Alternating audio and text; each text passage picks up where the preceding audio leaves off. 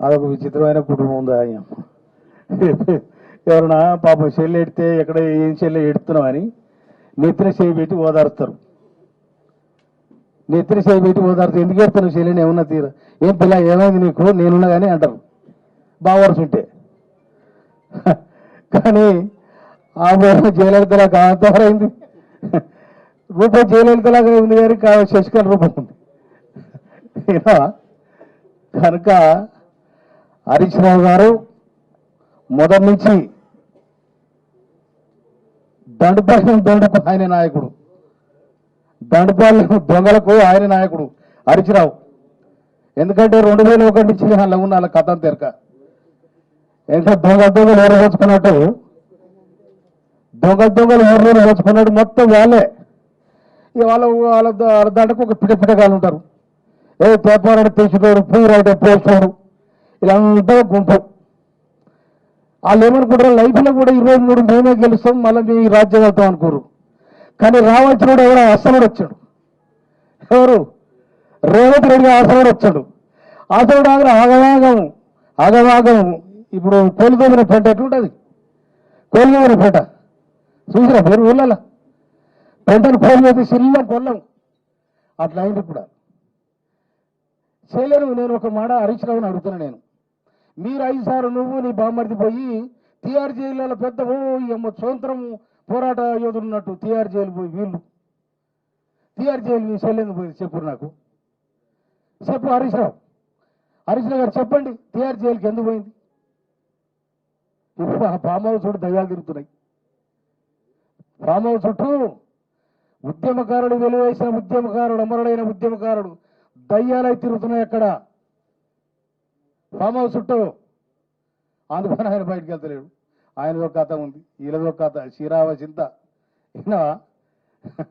ఇప్పుడు రేవంత్ రెడ్డి మెట్లు కూడా చేస్తుడు మన ముఖ్యమంత్రి గారు. అది కాదు, మీరు ఇల్లు కట్టించినారే చెప్పారన్నా, మీరు కట్టించిన ఇల్లు కూలిపోయినా కాలిపోయినా ఆగా ఉన్నాయి. ఇవాళ మీరు దళిత బంధాన్ని పెట్టిండ్రు, పైలట్ ప్రాజెక్టు పెడితే మొత్తం పచ్చదార నాకిరు మొత్తం ఆడ ఉన్న ఎమ్మెల్యేలు. దానికి సమాధానం చెప్పు. నా తుంగతుర్తిలే మొత్తం 10 లక్షలు దళిత బంధు వస్తే 8 లక్షల వీరికి 2 లక్షలకి గోడుగా ఏడ్చుకుని పోయారు. చిలకరూరుపేట పోయి బర్రె కొనుక్కొస్తే ఆ బర్రె మధ్యలో అమ్మేశారు బాబతులు. వీళ్ళు కాంగ్రెస్ ప్రభుత్వం కోసం, రేవంత్ రెడ్డి గారి ప్రభుత్వం కోసం మాట్లాడే నైతిక హక్కు ఉంది వీళ్ళకు. ఇలా మీరు కట్టించిందా? బొందలగడ్డలు, శ్మశాన వాటికలు, వైకుంఠ ధామాలు. మన ఊరికి పోగానే మీరు ఊళ్ళకి వచ్చి రథం ఎవరన్నా మీరు ఊరికి పోగానే చెరువుగట్ట పక్కన లేకపోతే రోడ్డు పక్కన ఈ మంచిగా ఆరతి కట్టిండ్రు. వీళ్ళు పుట్టాకనే ప్రజలు పుట్టినట్టు, ప్రజలు వీళ్ళు వచ్చినాకనే చచ్చిపోయినట్టు, వీళ్ళు వచ్చిన కాష్టాలు కాలినట్టు, మేము వచ్చినాకనే తెలంగాణ పుట్టినట్టు, తెలంగాణ యాస భాష వీళ్ళకి తెలవనైతే ఉన్నట్టు మొత్తం వాళ్ళే అన్నప్పుడు ఏమో ఇదొక చక్కదనం ఉంది. నువ్వు నీ తాత తేజం పుట్టినాడు, ఇదంతా పుట్టింది. ఆ కాష్టాలు, ఆ పబ్బాలు, తర్వాత అన్నీ ఉన్నాయి. గంగెడ్లోళ్ళు ఎప్పుడో ఉన్నాయి, కానీ మీరు వచ్చిన గంగెడ్లోళ్ళు అయినట్టు ఎన్ని ఫీలింగ్ మీకు. కనుక మీ ఫీలింగ్ బంద్ కావాలి. రేవంత్ రెడ్డి గారు ఎన్నికల సందర్భంగా మాట చెప్పిండు, ఈ కొడుకులు మొత్తం లోపడేస్తాడు. కానీ ఆయన కనుక ఆ ప్రక్రియ మొదలు పెడితే ఉంటారా మీరు ఒక్కడన్నా? ఆ ప్రక్రియ కనుక ఏమనగానే అని రేవంత్ రెడ్డి గారు ప్రక్రియ మొదలు పెడితే ఇప్పుడైనా అది ఏది కేసు కలవకుండా కూటమి, ఆ కూటమి మొత్తం ఆ కుంపడికి ఆగమాగం అయితే ఇప్పుడు అమ్మో ఇద్దరు రేవంత్ రెడ్డి కళలు వస్తే ఇప్పుడు వాళ్ళు భయపడుతున్నారు. వాళ్ళ కళలు సమ్మ వచ్చినారు అని ఉలిక్కి పడుతున్నారు వాళ్ళు. అందుకోసం నిజంగా నేను చెప్తా, హరీష్ రావు గారికి నేను సూటి ప్రయాణం చేస్తున్నా. కవిత ఎందుకు వెళ్ళిపోయింది చెప్పు? నేను గుంపులకి వెళ్ళి కవిత ఎందుకు వెళ్ళిపోయింది చెప్పు? పాప కేసీఆర్ కవిత అయ్యా నా కొడుకు అమెరికా పోతాం చదువుకోవడానికి, నన్ను జర దండ పెట్టిపోతామంటే పిల్లగాని లోపలి తీసుకుని పిల్లగాని బయట పంపించి బిడ్డ గర్భవతులు ఉండమన్నాడు, బిడ్డ కొడుకునే లోపల రానిచ్చారు. అంటే ఇంత రాజకీయాల కోసము తన రక్తబంధాన్ని కూడా తెలుసుకునేంత దుర్మార్గమైన వ్యవస్థ ఉంది వాళ్ళకు. ఇదేనా మీరు చేసింది? దళిత ముఖ్యమంత్రి అన్నాడు, ఎక్కడ బా మీరే 2 సార్లు ముఖ్యమంత్రి అవుతారు.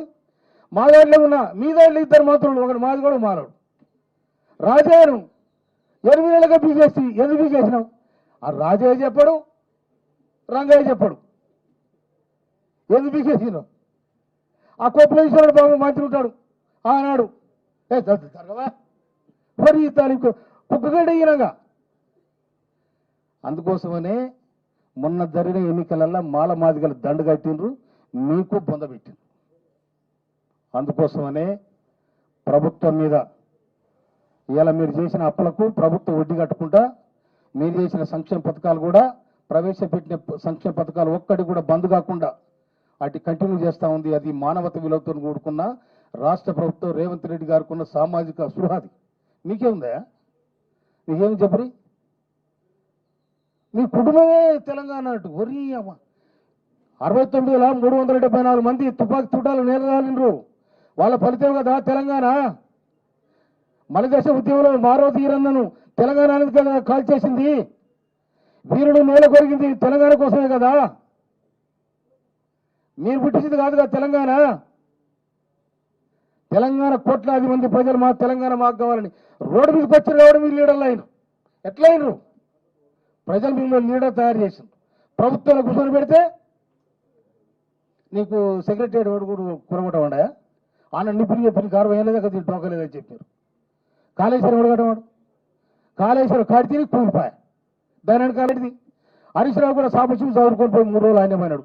నేను ఇదే మద్దతు చూడరు ఏమా ఆ కాళేశ్వరం ఓపెనింగ్ కోసం మంచిగా అయ్యా అన్న కాళేశ్వరం ఓపెనింగ్ కోసం పట్టమిత్రులు పిలిచిండు, జగన్ పిలిచిండు, కేసీఆర్ వీళ్ళు ముగ్గురే చేసిండ్రు. ఆయన అప్పుడు నీటిపారుదల శాఖ మంత్రి, ఆయన కూడా అడిగాలి. అంటే మీ కుటుంబంలో ఎప్పటి నుంచో ఈ కథ, ఒకరిని కాలుబడి పూజుదామా, ఇంకో నీళ్ళబడి పూజుదామా, లేకపోతే ఇంకోటి సోపరుకుదామా, ఈ విషయాలు ఉన్నాయి తప్ప మీ దగ్గర ఒక్కడి కూడా ఈ తెలంగాణ ప్రజల క్షేమం కోసం ఏనాడు మీరు పనిచేయలేదు. 80 కాంగ్రెస్ పార్టీ ప్రాజెక్టులు కట్టించింది. నెహ్రూ గారు ప్రధానమంత్రి అయిన తర్వాత పంచవర్ష ప్రణాళిక తయారు చేసుకొని ఈ 5 ఏళ్లలో ఏం చేయాలి, ఈ 5 ఏళ్ల పారిశ్రామిక విధానం డెవలప్ కావాలి, అగ్రికల్చర్ విధానం డెవలప్ కావాలి, నీటిపారుదల డెవలప్ కావాలి అనేది ఆనాడే, ఈ గోడౌన్ల సిస్టమ్ కావాలి ఆనాడే ఒక భారతదేశ ఔన్నత్యాన్ని 100 ఏళ్లకు ప్లాన్ చేసుకున్న నెహ్రూ గారు సామాజికంగా ఉన్న వర్గాలకు మనం ఆస్తులు పెట్టాలి, వాళ్ళ విద్య ఉంటేనే బాగుపడుతుంది. ఇలా ఐఐటీలు కానీ విద్యా సంస్థలు ఎవరు కట్టారు? యూనివర్సిటీలు ఎవరు కట్టారు? కాంగ్రెస్ పార్టీ కట్టింది. మీరు పెట్టే యూనివర్సిటీ లేనిది మల్లారెడ్డికి ఎన్ని కోట్లు తీసుకొని మీరు మల్లారెడ్డికి యూనివర్సిటీకి పర్మిషన్ ఇచ్చారు? మీ పల్లెరాజరెడ్డికి ఎన్ని కోట్లు తీసుకోకపోయి మీకు యూనివర్సిటీ పర్మిషన్ ఇచ్చారు? ఒకటి కాదు, 2 కాదు, శ్రీరామ్ కథ చేసింది మీరు, చిల్లం కొలం చేసి రాష్ట్రాన్ని. అందుకోసం ప్రజలు 2023 నవంబర్ 30 తారీఖున తొక్కితే డిసెంబర్ 3 తారీఖున కథ అయిపోయింది ఈ కథ.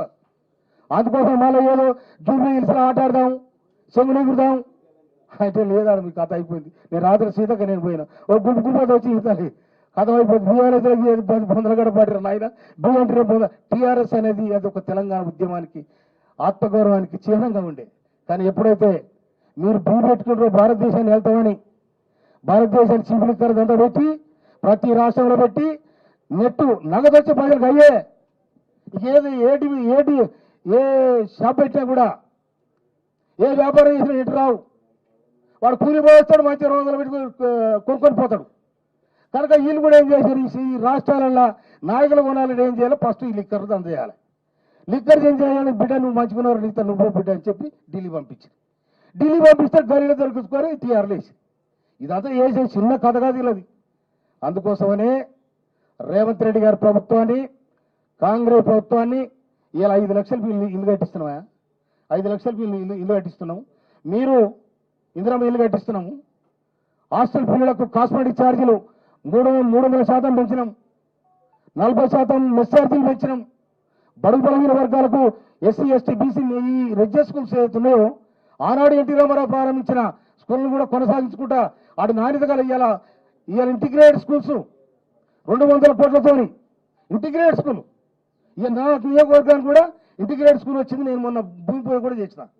విద్య ఎడలా, వ్యవసాయం ఎడలా, ఉపాధి ఎడలా అన్ని విధాలు ఆదుకునే కాంగ్రెస్ పార్టీ, ఇందిరమ్మ రాజ్యం, రేవంత్ రెడ్డి గారి ప్రభుత్వం మంత్రులను మీరు అటు ఇటు అంటే ఆ మంత్రుల కాళ్ళకు గోటుతున్నా కూడా అదృష్టం మీకు లేదు, మీ పని కథమైపోయింది. పోయింది మంగళం.